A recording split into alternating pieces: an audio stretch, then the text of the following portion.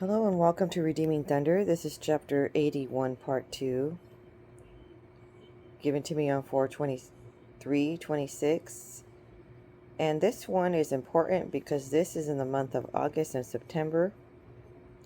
Many of you are feeling extreme anxiety and or adrenaline. And what's going on is your heart is pounding. And so some of you have to still interact with the potential king here and there, and you are wondering if the individual is feeling the same way. And sure enough, he is. Every time he sees you, his heart is pounding as well. Okay, so during this time, I had received a prophetic word regarding the evil bond has broke and he is free. And there's going to be an open door. And there's another prophetic voice, Samuel E. Mulumbe, and he saw an open door with no more bondage. During that time, I had a vision in the month of April, and I saw an open door, and there were sparkles and stars, and there were stairs right as the door opened. It looked like, kind of like a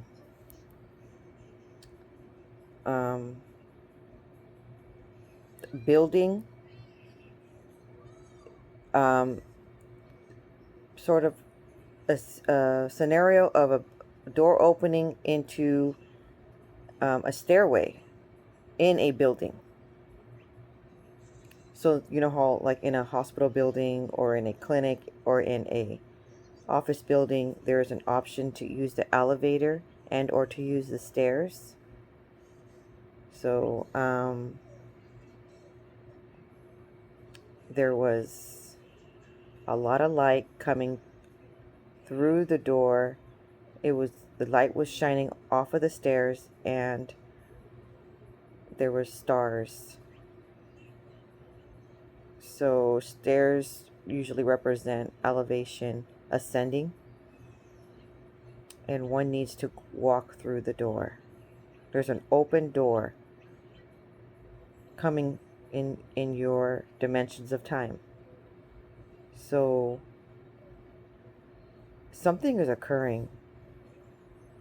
Obviously, one could notice that when a door was closed, now it's becoming opened. Okay? Usually when you have a vision or a dream, when a door is opening, it has revelations of the door probably being closed in the past. So now there's a door being opened. Now you got to figure out which door that the Most High is talking about. So, and this is occurring in the month of August through September. Now, you want to pay attention when doors are opening in your life, because that would be called your Kairos moment. Okay? The appointed times would be Moed time. And these are the Hebrew words that are quite significant. You don't want to miss a Kairos moment, because these doors are not open forever. Okay? They're not continuously open for years and years and years, and you think you can just come back to it later. You need to seize the moment. You need to jump off your seat, and you need to embrace it. Don't just stare at the door being open. There needs active movement on your behalf to walk through the door. And obviously, if there's stairs and you're not taking the elevator, that means you're not taking the easy way, right? There's some part of you that needs to put some effort to walk upstairs. And so you're ascending, but there is some maturity and there is some healing. And if it's open door, that means it's the correct door to go through. And if it's open already and you didn't have to twist the doorknob open, That means part of the work has already been done before you even got there. So the Most High made it a little bit easier for you because you don't have to turn the knob. You're just going to walk through. Once you walk through, then there's stairs that you need to go up. Some people stay stagnant and they just stare at the door that's opened. Okay? And or they lack the motivation to climb up the stairs because there's some work to be done. And some of that work may be getting rid of the spirit of offense by being delivered from the spirit of offense. Some of that has to do with not holding grudges. Some of it has to do with going through a door that maybe you feel you're done and over and you're moving forward. And the Most High is saying that there's something else that needs to be done and you need to go one more step. And you desperately do not want to because you feel like that ship has sailed. But the Most High had opened the door because that means there's an unfinished business there. And there's an opportunity. He's created an opportunity. Okay? So a lot of it has to do with pride. Setting aside pride. And your ego. And if you can't do that, then you may miss your Kairos moment. And I don't want that to happen. So, okay, so the Most High says, Samati a Saka Salah. While praying in the Spirit, these Hebrew words are revelations and they are prophetic. So, Samati means calmness, control over one's emotions and senses, tranquility and inner peace. So, the Ruach HaKodesh, the Holy Spirit is praying for you in this hour because these are the attributes that you need to have within you while you take this step and walk through that sparkly open door. Ah means alas, jump for joy. Saka means to bow down in reverence. Salah means to rest and trust and be in prayer. So what's going on with the word Samati is a translation in Sanskrit, and it means peace, tranquility, inner stillness. It also means serenity and having composure, reflecting a balance of harmonious state of mind. So some of you have not been feeling that. Earlier on, I did state that you feel that your heart is pounding. You may feel anxiety, this unsettled spirit, okay, of the unknown. And you need to be anointed with Samati, because in order to get into and ascend, these attributes need to be instilled in you. A lot of us cannot ascend when we don't mature and when we don't have certain attributes. You can't do it in your own strength, in other words. So you're praying for this exact prayer, Samati over your life. Okay? So you proclaim Samati, inner peace. Because some of you have to go through that door and you have to interact with the potential king ordained spouse, even still. And it's difficult. And what made it easier is in your mind you had thought, I'm not going to go through, I don't have to do this. I can just walk away. But the Most High is going to have you still interact. And He only going to have you interact if there's an assignment still there. Okay?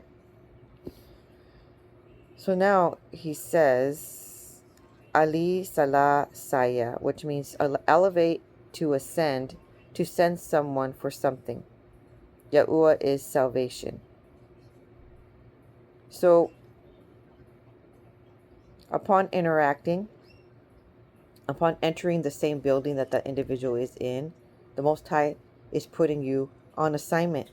And Yahuwah is using you. You are the vessel on this earth, and He is in you, right? And so He's using you to save somebody. Your presence alone is going to assist someone. Okay? Then, while praying in the Spirit, I hear Aka-a-yi,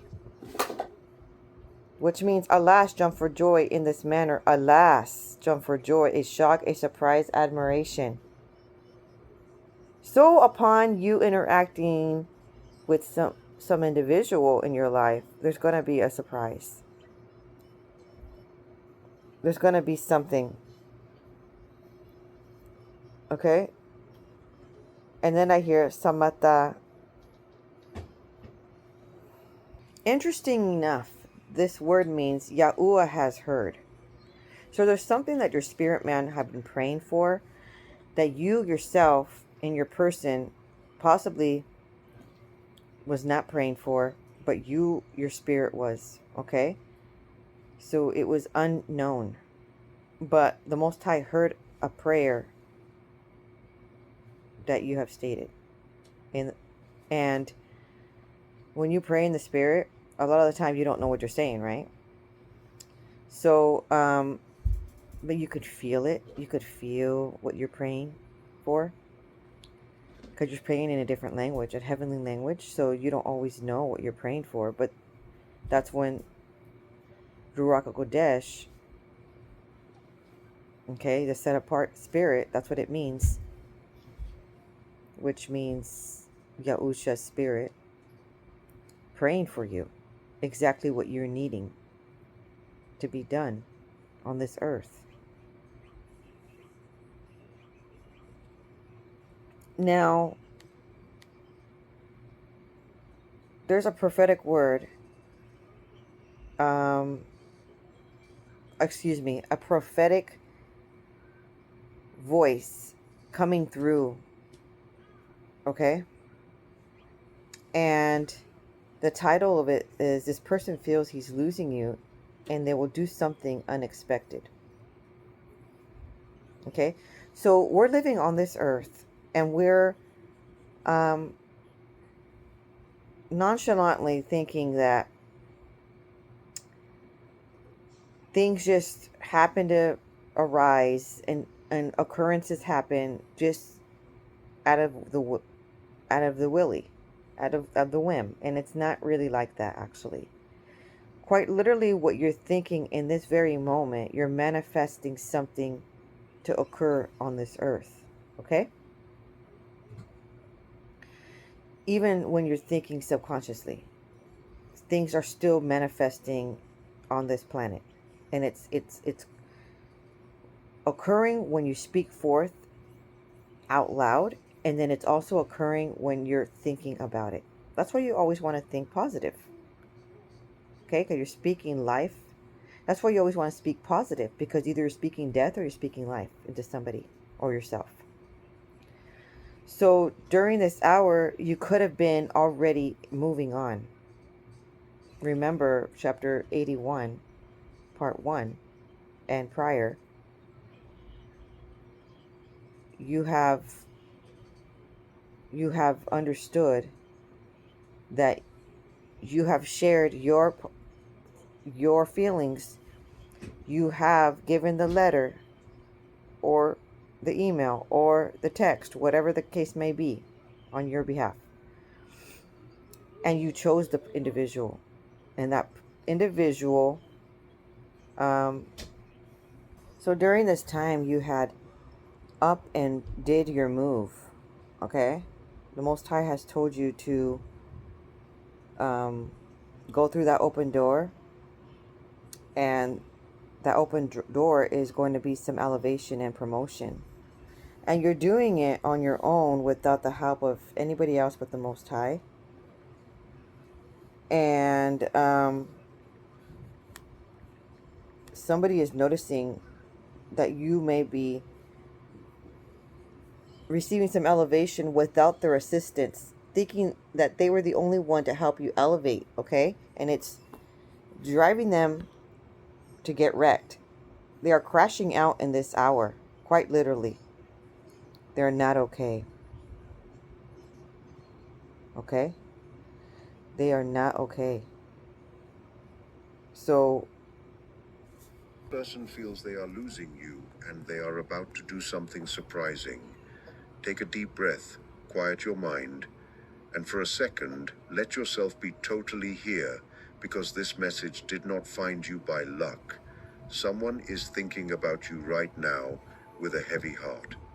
Not just for a moment, not quickly, but very deeply. This person feels something sliding through their fingers, and that something is you. Hello everyone, welcome to Never Give Up. Do not forget to follow, tap the bell icon, and pick all, because every video can change your mindset. They feel a shift they cannot explain. They might not know exactly when it started. They just know that something is different. Your energy does not reach them the same way anymore. Your presence feels more silent. Your reactions are not the same. Even if you still talk, even if you still show up, they feel a gap where closeness used to be. And that scares them because deep down, they thought you would always stay. They did not think they could lose you. This person never thought they would reach a time like this. They believed you would understand them. You would wait. You would forgive. You would stay. Not because they did not care, but because they got too comfortable. They thought love was permanent without any work. They thought a connection could survive long silence. They thought effort could be put off. And now they feel the results of that belief. The fear is quiet, but it is very strong. They do not panic on the outside. They do not dramatically say everything. Instead, the fear lives inside of them. It shows up late at night in moments of silence. When they replay talks, when they notice how calm you have become, your calmness scares them more than anger ever did. Because being calm means you have accepted things. And acceptance often comes before letting go. They feel you pulling back in your heart. They can feel it. You are no longer looking for answers. You are no longer asking for comfort. You are no longer trying to fix what feels broken. You have stopped explaining too much, stopped reacting the same way, stopped waiting for them to pick you. And that change has moved them deeply because now they are the ones wondering. They realize they might be too late. This realization does not come all at once. It arrives in small bits, when they notice you reply differently, when they feel your attention is somewhere else, when they imagine life without you and feel a hollow pain. They start asking themselves questions they ignored before. What if I lose them? What if someone else sees their value? What if I took too long and suddenly time feels like an enemy? They are torn between pride and fear. This person is fighting a battle inside. One side of them wants to reach out right now to admit things, to explain, to promise change. The other side is held back by pride, by fear of being rejected, by the chance that you may no longer feel the same. They do not know which part of themselves will win, but something inside them is breaking open. They remember everything they took for granted. Moments play back in their mind. Your patience, your loyalty, your emotional support, the way you showed up even when it was difficult. They see now what they did not fully value then. And that realization hurts more than any fight ever did because regret arrives after you finally see the truth. They are watching you closely now. They notice things they once missed. Your tone, your absence, your independence. They feel that you are taking back your power, and that scares them because your power no longer relies on them. You are no longer waiting to be chosen, and that makes them realize they might need to fight to keep you. The unexpected action is coming. This person will not do what you expect. It will not be casual. It will not be half-hearted. It will not be small, because fear has reached a breaking point. They are being pushed by the thought that they could lose something that cannot be replaced. And when that thought fully sinks in, they will act. What they do will surprise you. It may come as a sudden confession, a deep message out of nowhere, an honest apology they have avoided for a long time, a soft moment you never thought you would see, or an attempt to step up in ways they never did before. This action comes from panic mixed with love. They are trying to stop the loss they now see clearly, but their action comes with a big question. Here is the truth you must hear. Just because they act does not mean everything automatically gets better. You are no longer the same person you were before. You have grown, you have healed, you have learned what it feels like to choose yourself, and their unexpected move will force you to decide. Do you want what they are offering now? This is the moment of truth. Not for them, but for you. Ask yourself, does this fit with who I am now? Is this effort steady or just a reaction? Is this change real or just driven by fear? Am I being chosen freely or only because I am leaving? You no longer have to accept less just because it is familiar. Your energy has shifted for a reason. You did not pull back to punish them. You did not change to play games. You changed because your soul needed peace, and that shift is what woke them up. Whether you choose to continue with them or not, know this: you are the reason for this change. You are the awakening. You were never invisible. Final message for you. This person feels they are losing you because, in some way, they already have. Not physically, but in spirit. And now, faced with that loss, they will act unexpectedly, emotionally, and quickly. What happens next depends not on their fear, but on your truth. Stay steady. Stay honest with yourself. And remember, you are not meant to be chased only when you walk away. You are meant to be chosen every single day. If you found value in this video, do not forget to like, share, and subscribe to our channel. Thank you for your support. As you wait for this person to make their move, you must realize that the silence you are experiencing is actually a space for your own strength to grow. This individual is starting to see that you are no longer waiting by the door for them to notice you. They are seeing a version of you that is confident, calm, and complete on your own. This new version of you is what is pulling them toward a breaking point. They are realizing that while they were busy being comfortable, you were busy evolving. Now, as they prepare to reach out with their unexpected action, you must be ready to look at their efforts with clear eyes. Sometimes people only try harder because they are afraid of the silence, not because they have truly changed their ways. The next phase of this journey is about your judgment. When they finally speak up or show up in that surprising way, pay attention to the timing. True change is consistent, while panic is temporary. They might bring flowers, long letters, or deep promises. But you must ask yourself if these things would have been offered if you hadn't started moving on. You are now in the position of power. You are no longer the one wondering if you are enough. They are the ones wondering if they have lost enough of your heart to ever win it back. This period of waiting is not about their transformation, but about yours. You are learning that your peace is worth more than a relationship that only thrives when you're halfway out the door. In the coming days, you might feel a strange pull to go back to how things were. But remember why you changed in the first place. You changed because you realized you deserve to be valued when you are present. not just when you are becoming a memory. Their sudden urgency is a reflection of your worth, a worth that you now recognize for yourself. As they prepare to act, keep your boundaries firm. You do not have to rush your decision just because they are suddenly in a hurry. Their timeline of regret does not have to dictate your timeline of healing. Stay focused on your own path and let the universe bring their actions to light. Whether their effort is the beginning of a new chapter or the closing of an old one, you are safe.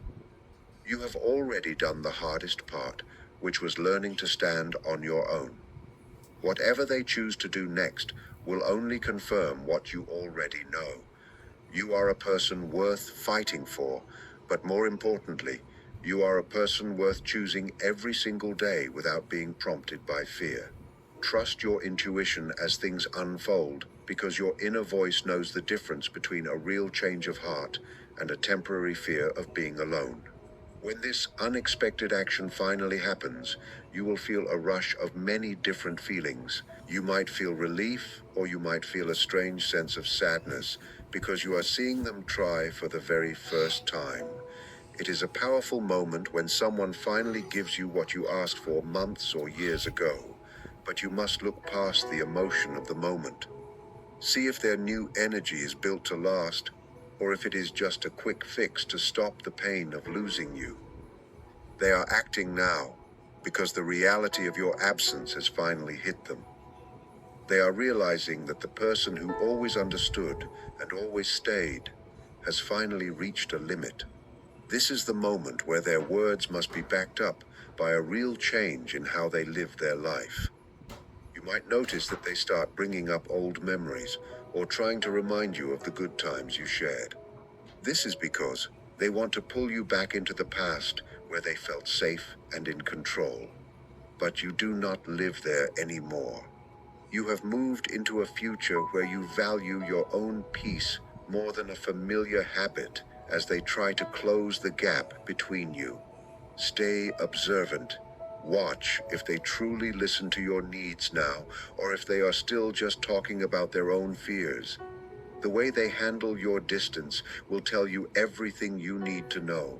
If they get angry that you aren't immediately running back, then their change was not about love, it was about control. But if they show you patience and respect your space, it shows they are finally learning how to value you correctly. This next part of your story is about staying true to the growth you have worked so hard for. It is easy to fall back into old patterns when someone starts showing you the attention you always wanted. However, you must remember the nights you spent wondering why you weren't enough. You must remember the silence that forced you to become strong on your own. Do not let their sudden urgency make you forget your own journey. You are allowed to take your time. You are allowed to say that their effort is appreciated, but that it might be too late. Or you are allowed to see if a new foundation can be built. The choice is entirely yours, and for the first time you are making that choice from a place of strength rather than a place of hunger for their love. Trust that whatever happens next is leading you to a better place. If this person is meant to be in your life, they will find a way to match your new energy. They will stop making excuses and start making sense. If they cannot meet you where you are now, it simply means they were a chapter in your life, not the whole book. You have already won because you found yourself in the process of losing them. Keep your head high and your heart protected. The universe is watching how you handle this moment, and it is prepared to give you exactly what you settle for. So do not settle for a temporary spark when you deserve a steady flame. Your worth is not a bargaining chip. It is a fact. As the days go by, you will see that the universe is testing your newfound strength. This person may try to pull on your heartstrings by showing a side of themselves they kept hidden for a long time. They might become the person you always dreamed they would be, but only for a few days or weeks. This is why you must remain grounded. The next part of this journey is about watching for consistency. Anyone can be amazing when they are afraid of losing something. But only someone who truly loves you will be amazing when they feel secure. You are looking for a love that stays even when the fear of loss is gone. You are looking for someone who treats you like a priority every Tuesday afternoon, not just when you have your bags packed to leave. You will likely find yourself at a crossroads where you have to weigh the history you share against the future you want. It is okay to feel torn. It is okay to feel a sense of loyalty to the time you spent together. But remember that you cannot build a healthy future on top of a broken past unless the foundation is completely repaired. If they are asking for another chance, they are asking you to trust them again. Trust is not a gift you give. It is something they must earn through repeated actions over time. Do not feel rushed to give them an answer. If they truly value you, they will be willing to wait while you heal and observe. Their patience now will be the greatest sign of their true intentions. During this time, pay close attention to your own body and your own peace. When they message you or call you, does your heart lift with joy, or does your stomach tighten with anxiety? Your body often knows the truth before your mind is ready to admit it. If their sudden attention feels heavy or draining, it is a sign that your soul has already moved on. If it feels light and hopeful, perhaps there is a path forward. But no matter what you feel, do not abandon the version of yourself that learned to be happy alone. That version of you is your protector. That version of you is the one who saved you when things were falling apart. Never trade your inner peace for a relationship that requires you to shrink yourself. Ultimately, this situation is bringing you to a place of total clarity. You are seeing exactly what you are willing to tolerate and what you are no longer willing to accept. Whether this person steps up and stays up, or whether they fade away once the panic subsides, you have already gained the ultimate prize. You have gained the knowledge that you are enough, exactly as you are. You have. So during this time, that had showed up on my YouTube feed just suddenly. That's by Carl Jung, and the video title is "This person feels he's losing you and they will do something unexpectedly," referencing chapter 58. I reference it again on chapter 81, part 1. Now, this is when they do something unexpectedly, okay? They have to at this point because nothing is basic, nothing is ordinary. You're extraordinary, okay? So you have to see something extraordinary in order for you to believe, and they have to be consistent. Not everybody that's trying to come back into your life is coming back with honesty and consistency. Some people, again, like Carl Jung was mentioning, they're just trying to get rid of the sadness and the loneliness. Okay, so you have to be paying attention. So suddenly in the sub days, sometimes I'm being put in a sub days for a few seconds, 1 to 2 seconds, and I hear number 5 and 8. So this is a Hebrew number. So I wake up from that, hearing that in the spirit, okay? And that word, or excuse me, that number refers to Abel, meaning meadow or plain. It typically used in the context of lush, grassy land or a part of a proper place. It's a fertile, well-watered ground or valley appearing in scripture in Judges 11:33. Now, it also means Isaiah 58, where this chapter focuses on fasting Yahuwah has chosen. Okay, so you're going to want to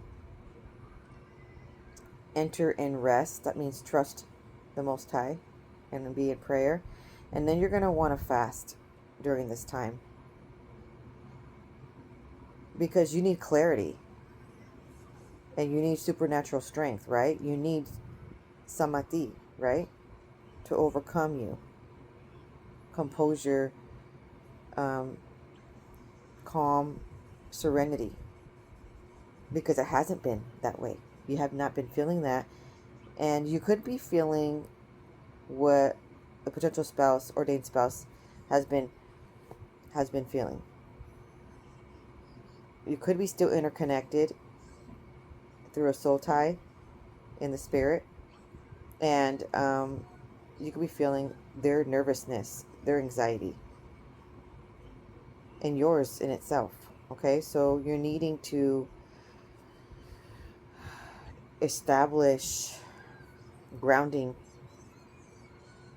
and peace and serenity. So you're also needing to understand with high discernment how this individual is coming back to you, in what sense. This is nothing to joke about. Um, this is not just I'll see where it takes me. You need to be precise and acknowledging going forward, not just with a romantic relationship, with all that you encounter and what intentions they're entering your life with. Why? I want to say because you could be interacting with someone and then the next day you feel totally drained.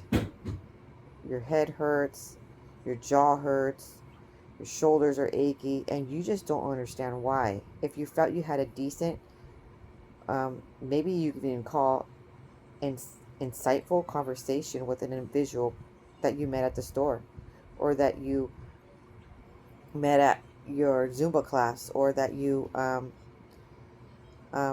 ran into, you know, at work.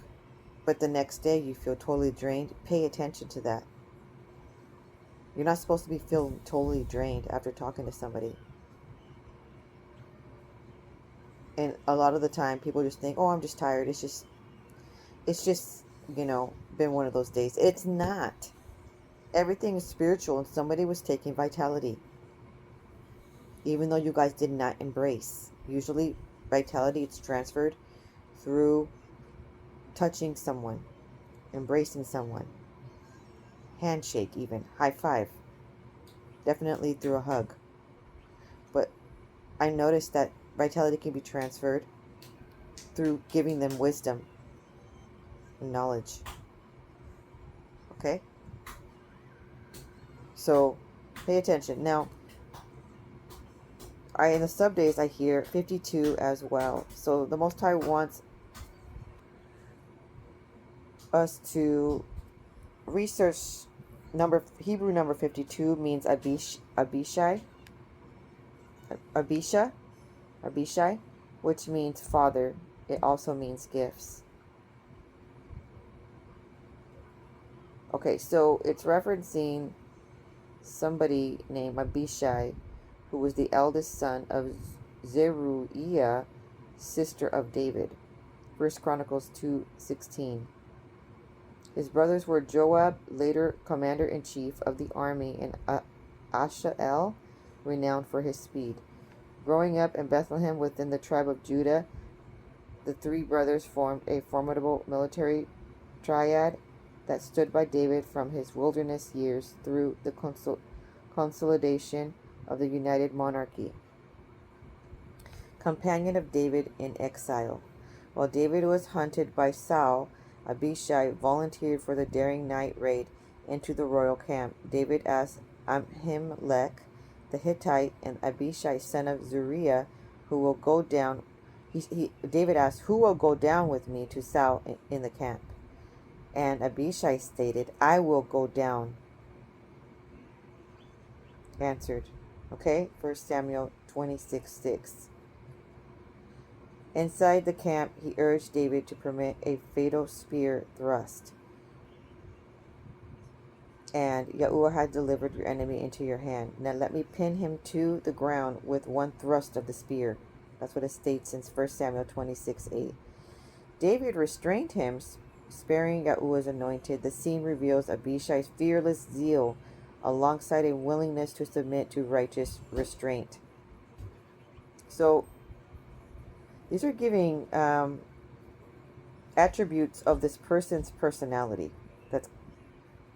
And if you can tell, there's some loyalty and restraint, and is able to have restraint, is able to have self-control, but is able to also be zeal and fearless and willfully able to guard and defend.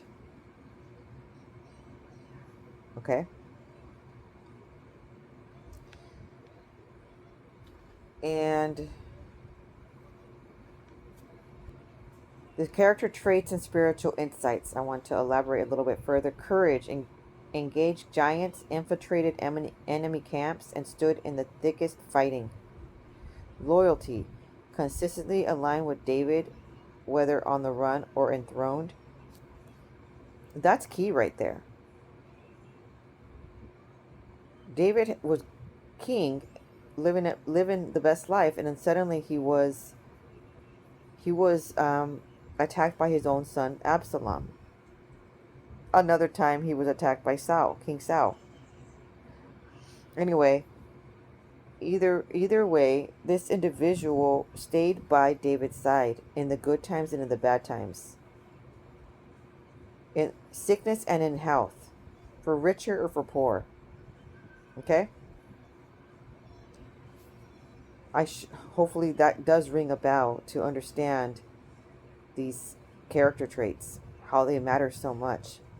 Because many of you have experienced when times get rough, that person is up and out in the past, a counterfeit,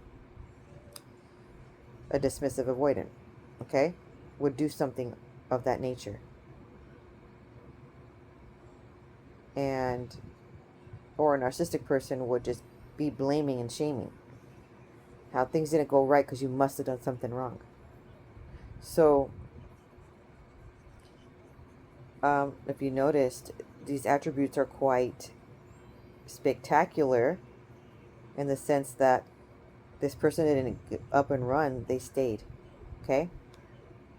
Submission to authority. He repeatedly defended David and obeyed David's restraint. Shows respect for divine, orderly leadership.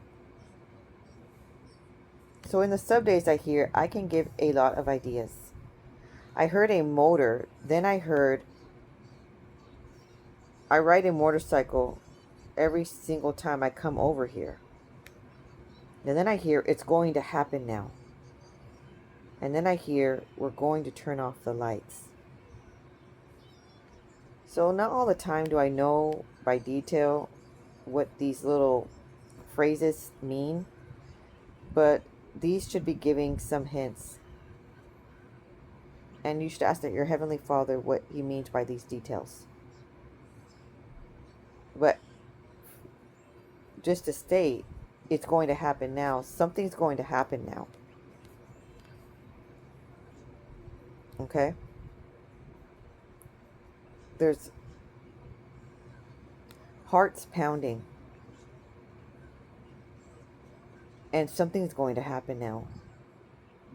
So be ready. Walk through the open door. And pray for Samati, which is serenity and composure. Okay? Tranquility and inner peace. Shalom.